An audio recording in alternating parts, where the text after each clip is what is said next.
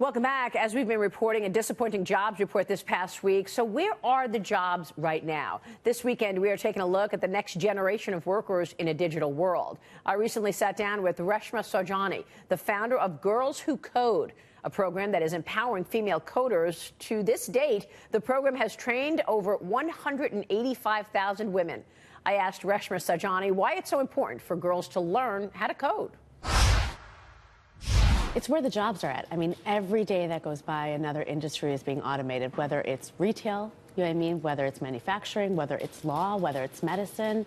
And so if we want our women to be in the workforce, they're going to need to know how to code. Yeah, I mean, coding is one of the fundamental things when you talk about digitization, right? Yeah. Because you're telling the computer what to do. You're programming. Exactly, exactly. And it's like we need to make sure that we get it into the schools as early as we possibly can.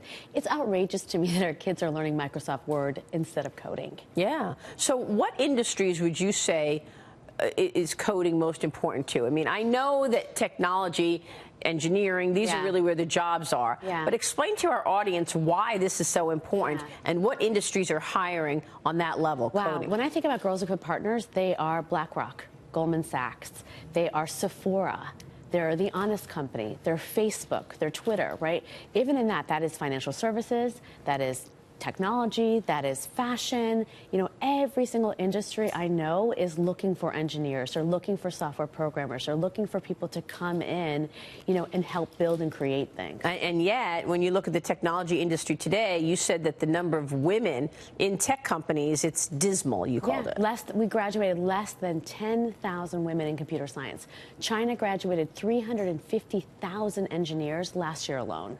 So we have this huge, huge deficit in our workforce and in terms of like who's coming out of college with these degrees. Well, I think you make a really good point about China because China is ahead of us in AI. Yes. We know that. They're ahead of us in robotics. And they've got like 4 to 1 people working on these industries in terms of AI. If every one person working on it here, there's 4 in China working on it. Yeah, I mean, and less than, you know, a fourth of our schools are actually even teaching computer science. And it's so, you know, we do a lot of work working with the governors here in this country to really say, how do we make computer science mandatory? It needs to be mandatory. It needs to be taught as early as 3rd grade. How do you get that fear down and attack coding and engineering when you feel like you don't know enough about it? Well, I always say, you know, first read our book, which was for, you know, 8-year-olds, Girls Who Code, Learn to Code, Change the World. And you'll learn that, like, coding is simply just telling a computer what to do. It's like instructions for making a peanut butter and jelly sandwich. And then, you know, get on like Khan Academy or Scratch and like learn the basics. It's hard for a parent to tell her daughter or her son to learn how to code when they don't even understand what it is. But it's really, really important that we do this because, again, this is where jobs are at. I'm shocked that in this whole political conversation that we have every day, there's no conversation about education, about training our people, our young people, with the skills that they really need. Yeah. Which brings me to your book, Brave Not Perfect. Why that title? Well, you know, from a young age, we teach our girls to be perfect and we teach our boys to be brave.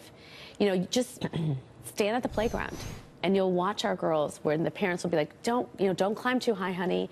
Get your dress dirty. Don't take that toy away from somebody. And we just let our boys, you know, crawl to the top and then just jump. And what happens then is that our girls get addicted to perfection. So if they're in gymnastics and they can't do a cartwheel, their parents pull them out and they put them into soccer. And what happens then is that they don't get anything other than an A, they drop out, right? They start giving up before they even try. And then as we get older, perfectionism is one, creating an anxiety epidemic.